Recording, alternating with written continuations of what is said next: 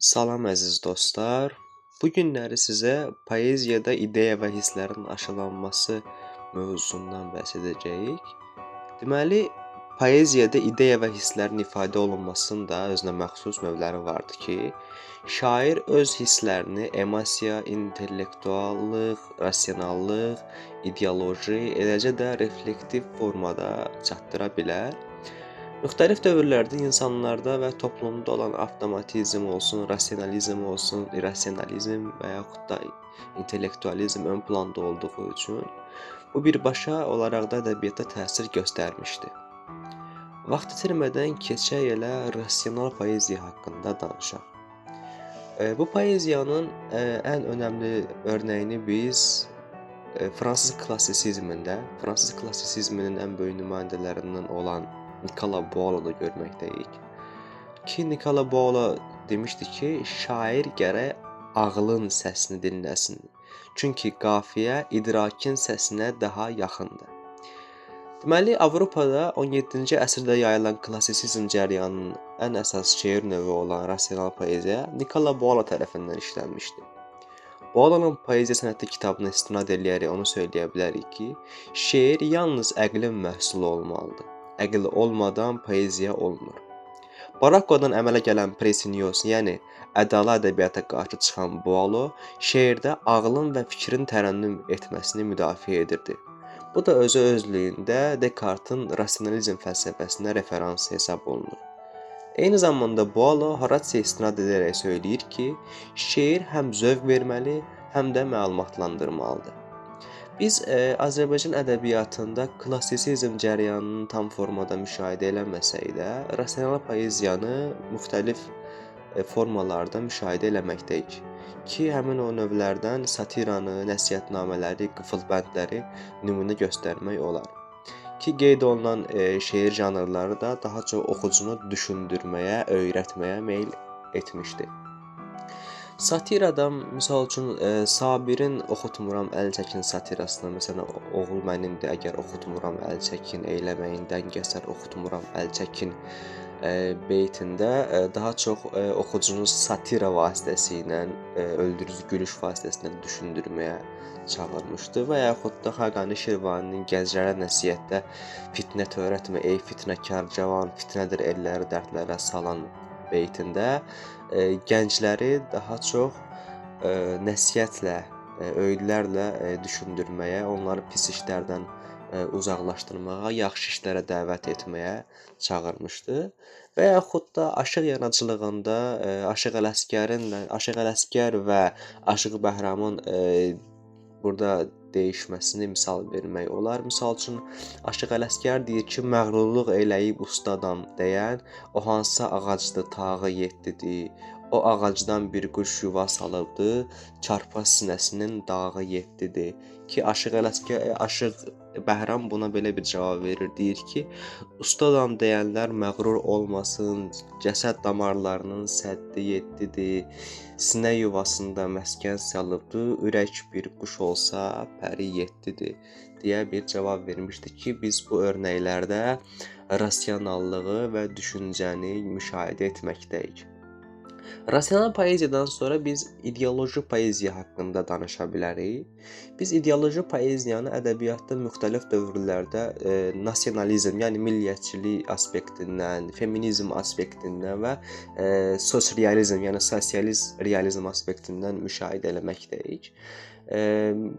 İdeoloji poeziyaya biz milliyyətçi aspektdən müşahidə elədikdə burada Ziya Gökalp qarşımıza çıxır. Onun məşhur bir fikri var. Deyir ki, şuur dövründə şeir susar, şeir dövründə şuur tamaşaçı olar. Ziya Gökalpın bu fikri əslində bizə onu söyləmək istəyir ki, düşüncə, yəni ideoloji dövrdə lirika daha arxa plandadır. Lirik dövrdə şuur, yəni ideologiya tamaşaçı olar, yəni o arxa plana keçər. İdeoloji poeziya müəyyən siyasi, dini, fəlsəfi və ya sosial ideyaları ifadə edən və yaymağa çalışan şeir növüdür əslində. Bu tip poeziya şairin subyektiv hisslərindən çox ideoloji mövqeyini, dünya görüşünü və ictimai mesajını ön plana çıxardır əslində. Bu poeziya növü məqsəd yönlüdür. Yəni şeirin əsas məqsədi oxucunu müəyyən ideoloji mövqeyə yönəltməkdir. Yəni rasionalizmdən fərqli olaraq ideoloji poeziya oxucuya düşünməyi yox, daha çox ideya aşılamağı özünə vəzifə götürür. Necə ki, siyasi və sosial temalar, azadlıq, mübarizə, sinfi, ədalət, milli kimlik, dini dəyər kimi və yaxud da sosializm kimi, feminizm kimi burdakı mövzular işlənmişdir daha çox. İdeoloji şeirlər, onu da qeyd eləyək ki, sloqanvari olur, yəni şüarvari olur. Bəzən bu şeirlərdə şüar və ya çağırış formasında yazılır. Eyni zamanda həmin şeirlər daha çox təbliğat xarakterlidir. Biz Azərbaycan ədəbiyyatında ideoloji poeziyanı daha çox iki aspektdən müşahidə edə bilirik. Bir, nasionalizm, yəni sağ görüşlü şairlərdə, misal üçün bunlara biz Əhməd Cavadı, Bəxtiyar Vahabzadəni, Məmməd Arazı misal verə bilərik və eyni zamanda sol görüşlü şairlərdə, yəni sosialist, realist şairlərdə, Səməd Vurğunda, Süleyman Rüstəmdə, Mikail Rəfilidə bunları müşahidə eləməkdəyik. Misal üçün biz Məmməd Arazın məşhur bir şeiri var. Nə yatmısan qocal vulkan səninləyəm, ayağa dur Azərbaycan səninləyəm, səndən qeyri biz hər şeyi bölə bilirik, səndən qeyri biz hamımız ölə bilirik. Bu Şəhriyar haraydı, bu Bəxtiyar haraydı, ayağa dur Azərbaycan. Şeirində Azərbaycançılıq ideologiyasını daha rahat formada müşahidə eləməkdəyik. Və yaxud da Səməd Vurğunun Lenin poemasında və yaxud da Süleyman Rüstəmin 1 may şeirində biz sosializm ideologiyasını daha yaxşı müşahidə eləməkdəyik. Bununla yanaşı poeziyada emosional şeir deyə bir bölmə var, emosional poeziya. Emosional poeziya şairin duyğularını, hisslərini, həyəcanını və ruh halını birbaşa və təsirli şəkildə ifadə edən bir şeir formasıdır və yaxud da növüdür kimi səciyyələndirmək olar. Bu poeziya növü ağıl və məntiqdən çox qəlbin və qəlbdən doğan hisslərin təzahürü nəticəsində yaranır. Misal üçün, emosional poeziyada duyğu mərkəzlidir. Yəni sevgidir, həsrətdir, nifrət, kədər, bir növ insandakı o hisslər daha çox, irrasional hisslər daha çox ön planda özünü göstərir. Daha çox bu poeziya lirik üslubda yazılır. Şair şəxsi hisslərini, təəssüratlarını ön plana çəkir. Həmçinin bu şeirlər oxucunun qəlbinə toxunur. Yəni emosional poeziya oxucu ilə empatiya yaratmaq qabiliyyətinə malikdir. Onu hiss dünyasına çəkir və oxucuya duyğu və hissləri aşılayır və yaxud da oxucuda duyğu və hissləri oyandırmağa çalışır. Bədii və təsvir ifadə vasitələri burada daha çox duyğu və hisslərə yönəlik formada işlənir. Misal üçün, burada biz Nüsrət Kəsəmənili bir şeiri var, onu misal verə bilərik. Mən səni unuda bilmirəm axı, unutsan nələri unudam gərək. Göylərə baxmışıq aylı gecədə, unutsam göyləri unudam gərək. Misal üçün, bu şeirdə istifadə olunan bədii təsvir və ifadə vasitələri hisslərlə harmonlanmış versiyada oxucuya çatdırılır və oxucuda daha çox ayrılıq mövzusuna dair bir fikir formalaşdırmağa çalışır. Avtomatist poeziya. Avtomatizm şairin şuurun nəzarətində olmadan, təhdər şuurdan gələn söz və obrazlarla yaratdığı poeziya formasıdır. Bu poeziya forması daha çox 20-ci əsrdə avangard dövrdə, sürrealizmdə, dadaizmdə və eyni zamanda magik realizm ədəbiyyatında özünü göstərməyə çalışmışdı ki, adları çəkilən bu cərəyanlar daha çox təhdər şuurdan gələn obrazlılıq və sözlərin hesabına yaranmışdı. Avtomatist poeziyanın xüsusiyyətləri bu şəkildə biz sıralaya bilərik. Planlanmamış yazı prosesi, yəni normalda bir şeir əslində bir şairə ilham gəldikdə onun təfəkküründə planlanır. İlham bir növ qəliblərə və yaxud da bəndlər formasında planlanır. Ancaq bu poeziyada biz onu görmürük və onun üçün daha çox bu poeziya planlanmamış, nizamsız poeziya hesab olunur. Yuxu instinkti, yuxu instinkt daxili səs motivləri burada özünü göstərir ki, burada daha çox yuxu bildiyimiz kimi təhtəl şüurla əlaqədar olduğu üçün bu şairlər və hətta rəssamlar belə, sürrealist rəssamlar, sürrealist şairlər belə yuxudan və instinktiv hisslərdən ədəbiyyat yaratmağa çalışmışdılar. Məntiqsiz ardıcıllıqlar hissəsi var burada. Yəni daha çox dadaizmdə bunu biz müşahidə edirik ki, orada sözlərin məntiqsiz formada yazılması və yaxud da fikirlərin sintaksis və leksikaya uyğun formada qələmə alınması bu poeziyanın əsas xüsusiyyətləridir. Lakin bu da öz-özlüyündə əslində poetik ahəng yaratmağa çalışmışdı. Və eyni zamanda təhtəl şüurdan gələn simvollar və ifadələr var bu poeziya növündə və bununla yanaşı bu poeziya növü dil və forma sərbəstliyi ifadə eləyir. Yəni dil və forma artıq burada sərbəst və azad olur. Bu avtomatik yazı sistemini, yəni poeziya sistemi Andre Breton və Paul Eluard kimi sürrealist şairlər tətbiq eləmişdi ədəbiyyatda. Onlar inanırdılar ki, şuur şeiri məhdudlaşdırır və təhtəl şuur daha saf və yaradıcı mənbə hesab olunur. Biz Azərbaycan ədəbiyyatında Rəsul Ruzanın bir neçə şeirində və eyni zamanda Salam Sarvanın bir neçə avtomatist şeirində bu poeziya növünün ünsürlərini müşahidə eləyə bilirik. Necə ki, Rəsul Ruza bu poeziya növünü sərbəst formada ifadə eləmişdir. Lakin Salam Sarvan biraz sistemləşdirərək heca vəzninə gətirib çıxarmışdı və poetik bir üslub yaratmışdı. Məsəl üçün Salam Sarvan deyir ki, sac üstündə qovurulan qar dənəsiyəm, bilmirəm yaydımı, ya qışdımı indi.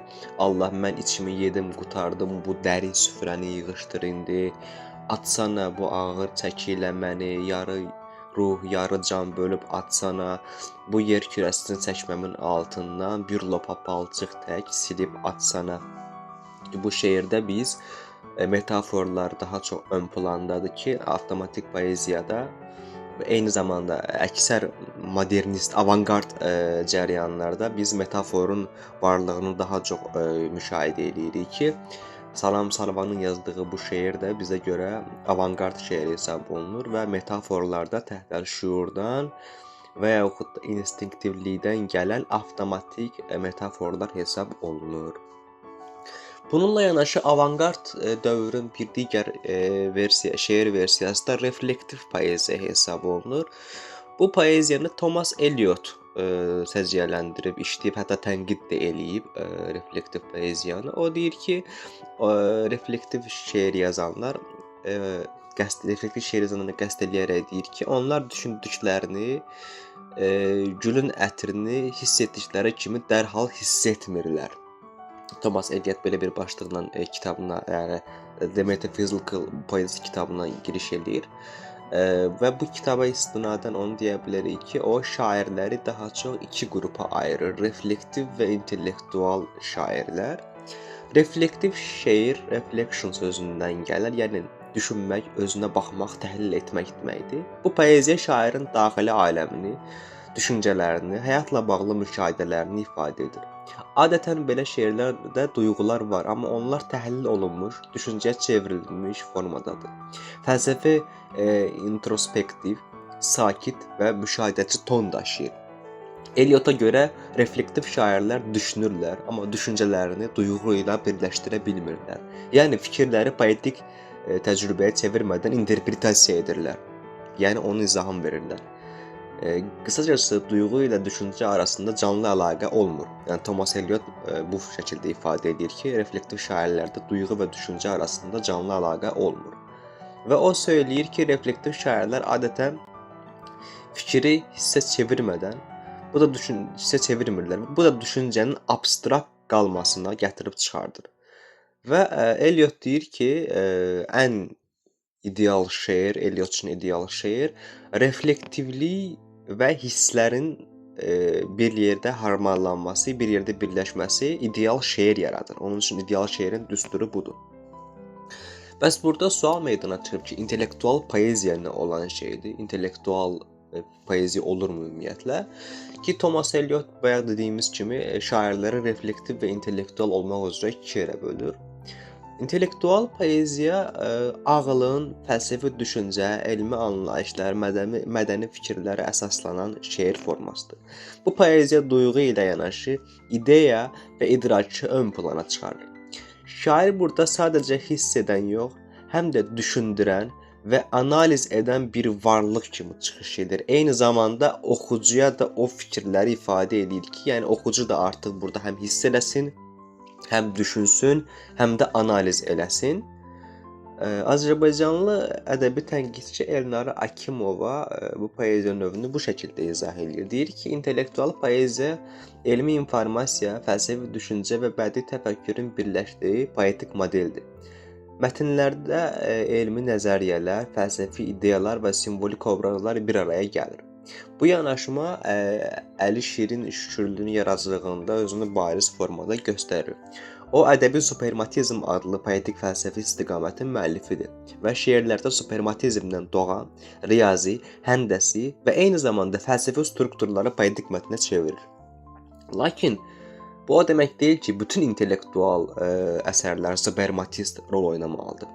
Ədəbiyyat tarixində simvolizm, mistik realizm, postmodernizmdə intertekstuallıq və göndərmə və s. kimi cərəyanlarda intellektuallıq xüsusiyyətini birləşdirən bir neçə ünsürlər vardır ki, qeyd etmək lazımdır ki, ədəbiyyatın ən son cərəyanı hesab edilən metamodernizmdə intellektuallıq prinsipini yırğalanma və referans meyarları öz üzərinə götürür.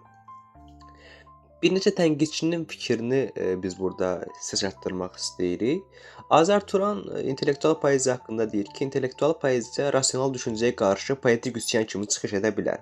Yəni, bu poeziya ağlın sərhədlərini genişləndirir, lakin duyğunu inkar etmir. Artıq biz burada Nicola Boileau estetikasının geridə qaldığını, çökdüyünü ifadə edə bilərik ki, Nicola Boileau bizə deyirdi ki, hisslər arxa planda olmalıdır, şair yalnız düşüncəyə əsaslanmalıdır. Hətta Nicola Boileau'nun poeziya sənəti kitabında belə bir fikir ifadə olunur ki, şairin estetik görüşləri daha çox antik dövrə istinad eləməlidir. Yəni, antik dövr Yunan və Roma ədəbiyyatına istinad eləməlidir və azad ilham deyə bir anlayış olmamalıdır əslində. Və intellektual poeziya bunu inkar edir qəti şəkildə. Deyir ki, ümumiyyətlə, şair həm düşünməli, həm düşündürməli, həm hiss eləməli, həm də hiss etdirməlidir. Yəni, iki anlayışı özündə birləşdirir. Müasir tənqidçilərdən olan Rahid Ulusel bu poeziya haqqında deyir ki, müasir tənqid intellektual poeziyanın cəmiyyətin estetik və ideoloji ehtiyacları ilə uzlaşdırmaqda çətinlik çəkir. Lakin bu poeziya ədəbi prosesin dərin qatlarını üzə çıxarma potensialına malikdir. Nəticə olaraq onu deyə bilərik ki, intellektual poeziya şairin düşüncə və hiss laboratoriyasıdır. Burada hisslərlə paralel ideyalarda danışılır. Şair öz hisslərini referanslı, metaforlu, göndərməli, analogiyalı formada ifadə edir ki, örnək olaraq Əli Kərimin, hətta Rəsul Rzanın bəzi misallarından misallar vermək olar. Və eyni zamanda onu deyə bilər ki, bu poeziya oxucuya sadəcə hiss aşılamır, eyni zamanda brainstorming, yəni beyin həmləsi texnikası ilə düşünməyə və sorğulamağa vadar edir. Misal üçün, burada onun məşhur Prometey şeirindən istinad edərək bu məsələləri aça bilərik. Misal üçün, Rəsul Rza deyir ki, yuxuda gördüyüm Prometeydir, qollarından zəncirlənmişdi, sal qaya daşına, bir quzğun caynaqları ilə didişdirirdi köksünü onun. Prometey nə zəncir ağrısından, nə köksünün şırım-şırım yarasından inləyirdi, nə aman diləyirdi. Ki, bu şeirdə biz zəncirlənmiş Prometey, məşhur zəncirlənmiş Prometey əsərinə referans göndərildiyini müşahidə edirik. Ki, istərsəməz bu şeirdə, bu şeiri oxuyan oxucu Prometeyin kim olmasını, onun niyə zəncirlənməsini istərsəməz müşahidə edir, araşdırır və qeyd etdiyimiz kimi Rəsul Rza bu şeirdə artıq mifə istinad eləyir, miflərə referans göndərərək oxucunu düşünməyə və oxucuya mifləri araşdırmağı bir növ sövq eləyir əslində. Bununla yanaşı, intellektual poeziya ilə yanaşı bizim şərq ədəbiyyatına və eyni zamanda qərbdə də müəyyən bir dövr oldu bu barədə. Mənəvi ruhani poeziya haqqında danışa bilərik. Mənəvi şeir insanın daxili aləmini, ruhani axtarışını və ilahi dəyərlərə yönəlmiş hisslərini ifadə edən poetik janrdır. Bu şeirlər zahiri gözəllikdən çox batini mənaya yönəlir və oxucunu mənəvi düşüncəyə, introspektiv təhlilə və ruhani yüksəlişə çağırır. Mənəvi şeir xüsusilə şərq ədəbiyyatında sufizm və irfani məsələlər ilə iç-içə keçmiş bir mövzudur ki, qərb ədəbiyyatında da biz bunu rahib ədəbiyyatı deyirlər buna daha çox. Yəni kilsə şeirləri, kilsə mahnılarında biz bunu görürük. Mənəvi şeir ədəbiyyatşünaslıqda lirikanın fəlsəfi alt qatı kimi dəyərləndirilir. Bu janrda əsas məqsəd estetik zövq yaratmaqdan əlavə insanın varlıqla, tanrı ilə və öz mənliyi ilə münasibətini poetik şəkildə ifadə etməkdədir. Mənəvi şeir əsas komponentlərini biz aşağıdakı formada səciyyələndirə bilərik ki, bu səciyyələndirmə şərq ədəbiyyatının mənəvi kontekstlərinə aiddir. Burada biz ilahi eşq, yəni Tanrıya olan məhəbbət, maddi eşqdən fərqli olaraq sonsuz və ruhani xarakter daşıyır. Bundan danışa bilərik və yaxud da fanilik və təvəkkül, dünyanın, həyatının heçliyi və insanın Tanrı qarşısında acizliyi vurğulanır. Nəfsin tərbiyəsi, mənəvi şeirdə insanın daxili mübarizəsi və özünü tanıma prosesi ən çox ön plandadır. Ki bu komponentlər xüsusilə sufi və irfan poeziyasında özünü göstərməkdədir. Və onu da deyək ki, bu mənəvi ruhani poeziya daha çox teosentrizm dövründə özünü göstərmək, yəni tanrı mərkəzçilik dövründə Avropada və Şərqdə özünü göstərməkdədir. Biz Azərbaycanda müasir Azərbaycan ədəbiyyatında da bunun nümunələrini görürük. Ancaq müasir Azərbaycan ədəbiyyatında biz bir növ mənəvi ruhani poeziya, o fikirləri intellektuallıqla aşılanmış şəkildə və yaxud da modernizm, avangard düşüncə ilə aşılanmış şəkildə biz müşahidə edirik. Məsəl üçün bu fikirlərə biz Ramiz Rövşəndən nümunə verə bilərik, Vaqif Bayatlı-Odərdən, Vaqif Səmədoğludan nümunə verməyimiz daha doğrudur. Misal üçün biz klassik Azərbaycan ədəbiyyatında Füzulidən bir nümunə verə bilərik ki, məsələn, pəmbəyi dağı cünun içrə nihandır bədənim, diri olduqca libasım budur ölsəm kəfənim və yaxud da Şah İsmayıl Xətaidən yer yox ikən, göy yox ikən ta əzəldən var idim, gövhərin yektanəsindən irəli pərgar idim şeirini nümunə beytini nümunə verə bilərik ki, hər iki şairin beytlərində mənəvi hisslər daha çox ön plandadır və yaxud da Ramiz Rövşəndən biz nümunə verə bilərik ki, görünmədim bir kimsəyə, çətin məndə tapım səni, qanadım yox uçum göyə, göy üzündə tapım səni, bir buludun üstündəmi, göyə qalxan tüstüdəmi, məsciddəmi, kilsədəmi, hansı dində tapım səni, bilmirəm necəsən, necə, bilmirəm bəlkə bu gecə sən idin qapımdan keçən, tanımadı qapım səni. Ki Ramiz Rövşən bu şeirdə artıq mənəvi və ruhani hissləri artıq intellektual şəkildə, daha doğrusu modern şəkildə oxucuya çatdırır və sonda brainstorming, yəni beyin həmləsi texnikasını çox gözəl və usta formada ifadə edir. Deməli, yekunlaşdırsaq biz bunu deyə bilərik bu şəkildə. Bu günləri biz poeziyada hisslərin aşılanması, yəni şairin oxucuya hissləri necə aşıladığına dair növləri səciyyələndirib sizə təqdim etdik. İnşallah növbəti videolarımızda biz daha geniş formada cəryanlara və poeziyanın digər mövzularına toxunacağıq.